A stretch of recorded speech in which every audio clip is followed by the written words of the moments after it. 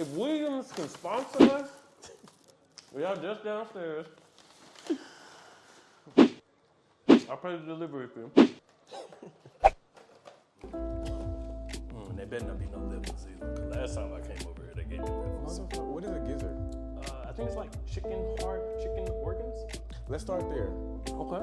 Why do you think we still eat fucking gizzards these days? Because it's psychologically ingrained in us. Bro, Like, them you hoes dig- is so fucking Bro, it nasty, bro. But I like them because it's chewy. Yeah. But it's like, you know, you don't. Please. My name is Brent Jeffrey Taylor, and I am a student of the universe. And I'm here with. I go by Black, and I am the griot storyteller. Look it up. Yeah, get a $300 job. Yeah, pretty much. hold it down. Yeah. What would you do? So, first the show. It's called Double Negative, the Modulus, right? I think it's clever, but I don't think. You're right. Listen, I sat around. I went to a class to learn how to work that fucking camera. This aspect I want us to highlight almost like Black mental health. Okay. You know what I mean? Yes. So we're just gonna kind of chop it up and talk about, I guess, the. Now you can leave that up. You can Okay, I'm about to. Yeah. The mental health is about these gizzards. That's what took so long. Yeah. I had to get them gizzards. Hey, you goddamn chunky cheek monkey. You got to use every part of the chicken. Why? Because it's wasteful. Like, you're throwing away meat. Man. That's a meal, bro. Back in the day when they didn't have shit, it was like shit. That's what I'm saying. Then get them gizzards, fry them That's what gizzards I'm up. saying. Man, we got a meal. Put this over some rice. That's shit. I want to. I use that point to segue into this idea that how many things do we do that are antiquated that we just got from back in the day? You know what I mean? A lot of it is slave mentality. You know, and that doesn't alarm me, but that makes me think a few things. You know, where are we realistically? Do you see what I'm saying? Mm-hmm. So I don't take away from the fact that there is a system in place that was purposely put here to keep Black people from succeeding. Mm-hmm. That's absolutely true. But on the other side of that token, the part that we can handle as Black men is how far do you think we are realistically with let's say our mindset transferring from that slave mentality? It's bigger than gizzards, right? Oh yeah, it's deeper than that. How do you feel, like, you know, where do you feel like we are? How do you feel like we've developed since, let's say, Dr. Martin King, or you know, as Black men? As a Black men in America. I don't think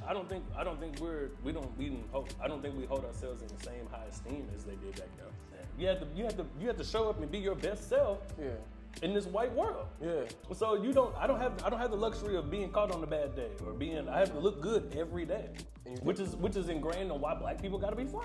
And you think, I agree. And you think that kind of idea is what we should propagate today. We should keep that going.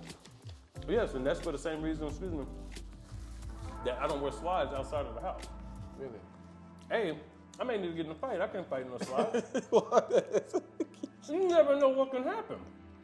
Somebody may try to, may hit me with their bucket at the car at Walmart or something. I may need a fight. I can't fight no slides.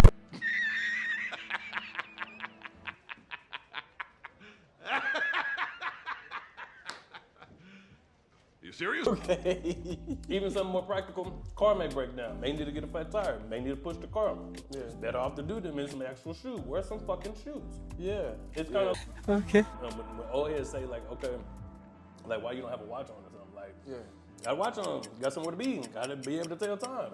Or like when Boosie said, I don't know if you saw, but here recently, Boosie was like, any nigga that sleep past 2 a.m. You know what I'm saying? Like, you ain't doing nothing, you're not making no money, which is kind of true. It's just like, why you sleeping till 2? You know what I'm saying? Mm-hmm. It's kind of like that. Mm-hmm. I understand.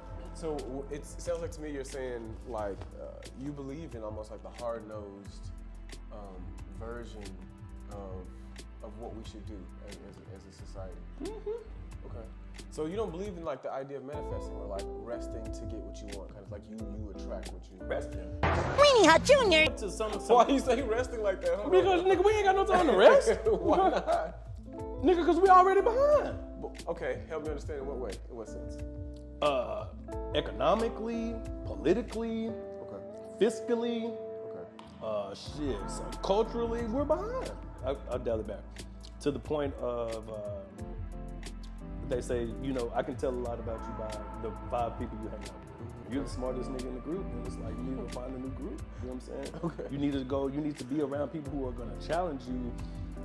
Excuse me, and you're just not going to be on this level, that plateau of just moving laterally. Agreed. So it's almost a sense of, would you say, constant progression? Yeah, every day's got to be about constant progression, I would think. I think it should always be about progression. Practically, what do you think that this mindset does to the person, to the human being? What mindset? The actual progression? Yeah, constant progression. It challenges you and puts us in a state of comparison. So you think that the need for constant progression puts you in a mindset that makes you compare yourself versus someone else, and that's what we should do. To a certain extent. Okay, help me understand. Not to the extent of like you're what's in the Bible where you covet. Not to the point of where you're coveting. It's like, damn, I want what Isaiah got. Right. It's good to be competitive. I mean, shit, we were competitive in high school. It was like shit. Everybody banking on the curve, and we trying to see who can get the closest to 100. No, that's what I was thinking for real. So, you know what I'm saying? Shit, 97, it ain't no curve. 3 points. You know what I'm saying? It ain't no curve. I hope you fucking study. We're colored. Give me a high five. I think that what you're talking about is different from what we have today, and I don't want to come at this topic from back in my day, or this is the way it should be because it was, you know what I mean? I want to help you, I want you to help me understand what you're saying from the perspective of improving upon what we have now. Because I think that there was participation trophies for a reason. You see what I'm saying? I don't. And whatever reason that may be, it's trash. It's trash. Because it's like that's poo cheese, bro. And I think especially with this Generation Z people, like that's indoctrinated and ingrained them to believe that you're supposed to get something even if you don't do anything. And that's not how life works. You know what I'm saying? That's not fair. No, I agree. You think you gonna get a full works check? You gonna get paid 40 hours a week, and you only went to work 2 days? Bro, that's what a participation trophy is. Yeah. I feel like, so then why were they invented? Because the kids that don't do shit or don't get shit went home bitching towards their parents that wanted to advocate on their behalf, even though they know their kid ain't shit, and wanted to make their kids feel inclusive.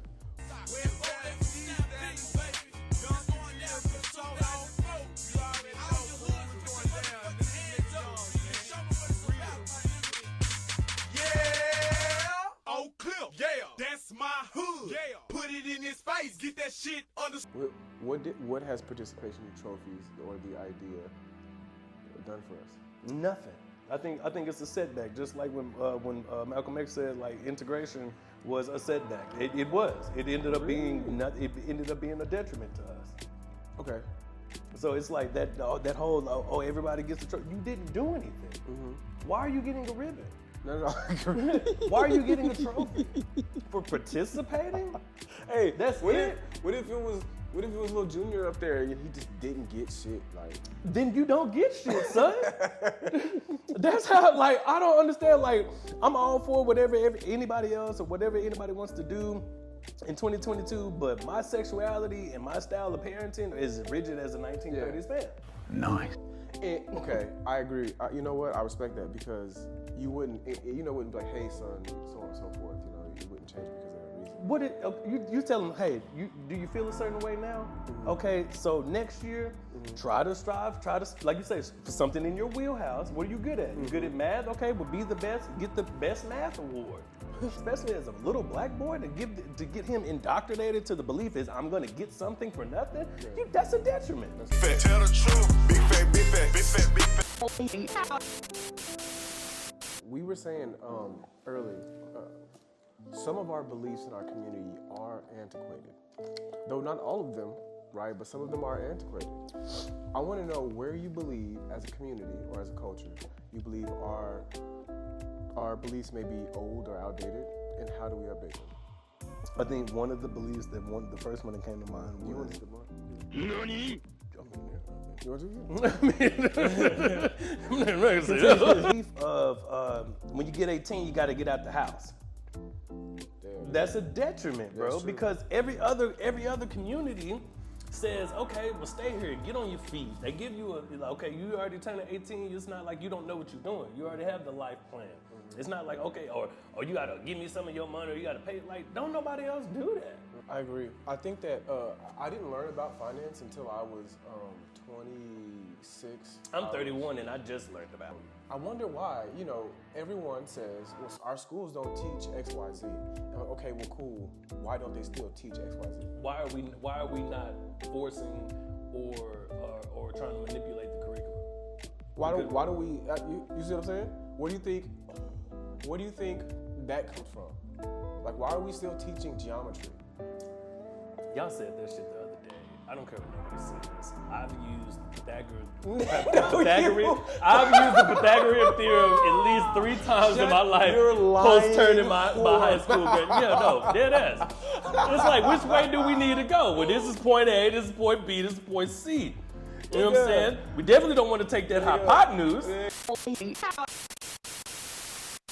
I wonder why we continue that, and if that's the case, we had this idea, even in high school, right? I'm sure kids today, they say, well, if I was a slave, we would just band together and beat this guy. Mm-hmm. They're assuming that they had the same mindset today that they would back then, right? Most people get pissed off when Kanye said it was a choice. It was a choice. I mean, you were psychologically conditioned to make a choice to stay. Yeah. I mean, Nat Turner didn't do that. I think what you're saying is 100%. It makes more sense than what the hell Kanye was saying. But it's from that pseudo consciousness, that pseudo woke shit where everybody want to act like, okay, yeah, I know that it's a matrix, but it's like, but you still sleep though. You know what I'm saying? You're just saying that shit for clout. You know what I'm saying? It's Hotep. Wow. You know what I'm saying? So you out here trying to, oh yeah, I'm free from the system. I know so much, but you don't. Yeah. You're just doing it because that's the wave. That's the cool. Black consciousness is the wave. Black man, we are in America, correct? Mm-hmm. What is it that we do? What do we do in America? What is our solution today? It would have to be. I would think it would have to be along the lines of trying to be racist. Okay. You said what? We need to try to be racist. Okay. Because in order to be racist, white people can stem to not fuck with us and still be okay. We need to be racist. We need to have the mindset that we can do it, we can network, we have the knowledge, we can get it done ourselves without white people. Well, I'm saying our way to do that today is by banding together and doing this. Aggregating funds. And so what's keeping us? What choice have we been psychologically programmed to make that is keeping us from defeating the slavery of today? The false choice of individuality. Oh my God! Tell the truth, big fat, big fat, big fat, big fat. Stopping black people from aggregating their funds is everybody goes to the Latinos and always say, oh, okay, it's 19 of them living in the house. Okay. Be that as it may, I bet you it's paper tags on all them vehicles. Yeah, and I bet you they making plans to buy the house behind them, the house next to them, and on the block. Yeah. We don't have the mindset of, okay, let me sacrifice this Brent Taylor myself, because let me not try to go get 100% because I know me and Isaiah can get half. Okay. And us getting half, it may take slower to get to 100%, but I got another person, I got somebody, a soundboard, I got somebody that got me my back instead of just trying. It's like running a mile relay. Okay. The 4x4 versus the 1600. Yeah, I'm a beast at running a mile, but I'm pretty sure 4 different motherfuckers passing the baton, their time gonna be a lot faster than mine. I hear what you're saying. Like, I think it's nationally, if you take every black person's dollar in America, like, nigga, we'd be like the 9th richest nation. Yeah. So how is only 16% of us over here, but we got all this goddamn money? Listen, that's why I'm asking. Okay, cool. Well then, what is the solution? How do we defeat this mindset that's plaguing us as a community? So I don't think we should spend so much time in educating. I think we should just take those who are enlightened and get it. And like we gotta network across the whole spectrum between the poor person to Oprah. Yeah, that much can be said beyond that about. And let me ask you the question. Let me pose a question on you. What do you think that we can do as a community that we can escape that conditioning to better ourselves? I'm glad you asked. I was gonna say anything, but don't mind if I do. We as a community are not behind because we have a lack of morality or ethics. We're behind because if you look at what we as a people don't have, it's knowledge of who we are, right? It's so accessible. It's so. Any black person that under the age, if you under the age of 21, you nigga Now, yeah. You gotta have some knowledge of self. Right, you right. gotta know something. But let me show you the difference. The I am black, the griot. There's a griot in the community that looks like you that tells you this is what your grandfather did. We grew up without that. The generation that came after us had the accessibility to learn digitally what we should have learned from our grandparents.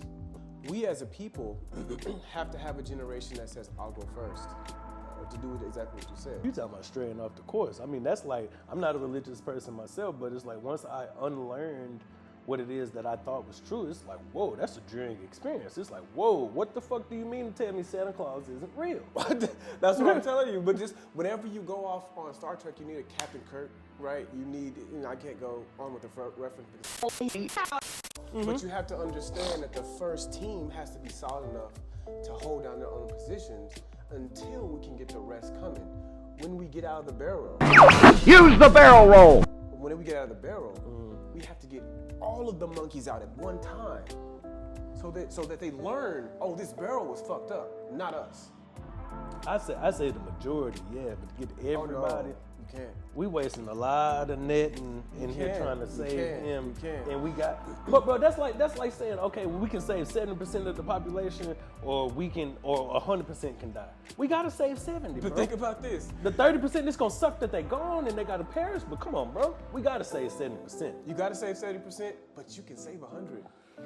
And I'm like, why not? Because we can. And this is coming from a nigga that know how difficult niggas are. We can. No, for real. Why did Adam and Eve first learn how to garden? I don't know. They had to learn what it meant to return to their environment. I need to learn how to sow and reap. I need principles first. Today, the detriment behind learning instantly is there's no principle behind it. Oh yeah. And I used to think my mom was such a stickler for people. I'd be like, Mom, help me with what's the rule? No, for real. It's like, fuck the rule. Go. Tell me how to do the problem. I know. But like you say, to your point, it's like you don't know what it means. What I'm saying is, in order for us to get ourselves in that position, we have to go back to principled living. I think that would be fucking powerful, especially 12th. Like if somebody would have told me 12th grade how to like budget and manage my finances and how credit worked and how you can leverage that. And you said the principle is you have to sit down first and learn, right? You're working on a plan. You're gonna be making minimum wage, but we're gonna teach you how to live off of that. So whenever you graduate from this point, you'll never again be broke. Because my problem wasn't, I was like, if I could just make more money. Man. And it was like, why am I still broke? Man, hell no. Yeah, man. Well, cool. I think we're gonna wrap it up for episode 1. I appreciate you coming on. Episode 1 of Double Negative, the Modulus. I am Black, the griot, and I am Brent Taylor, the student of the universe.